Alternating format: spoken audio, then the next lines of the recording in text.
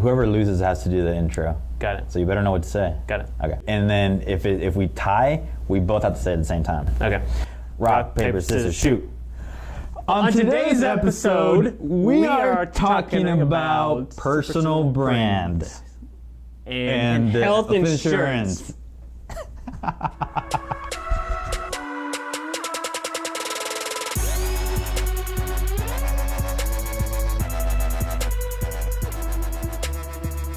All right, hello and welcome to another episode of Tip for Tip, where you ask your marketing questions in exchange for a tip in your industry.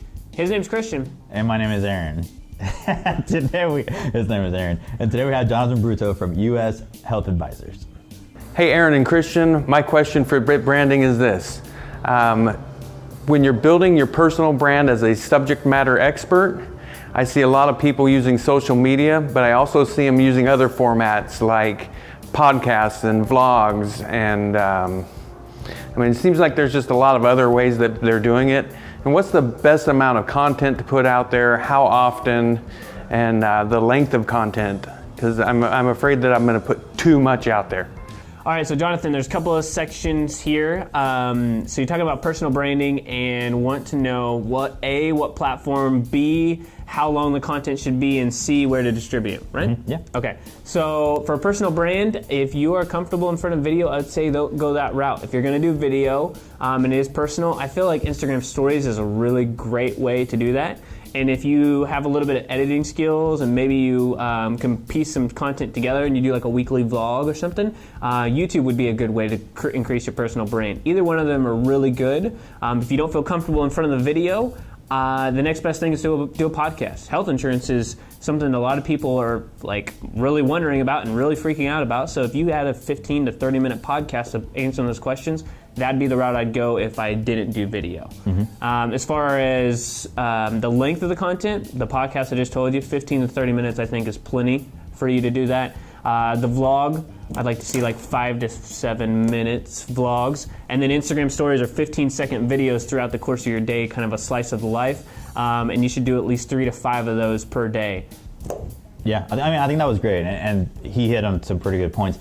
The only thing would be to also be thinking about your audience and where your audience is. So maybe Instagram stories, it doesn't make sense for you because your audience is not there. So take into consideration your audience, but also what your forte or what you feel most comfortable with. If it's writing, if it's vlogging, if it's podcasting, then just choose your route and stick with that for at least a year, actually. Yeah. And just do it consistently. And I think you would definitely get some growth out of engagement out of that. And just be consistent, I guess. Yeah.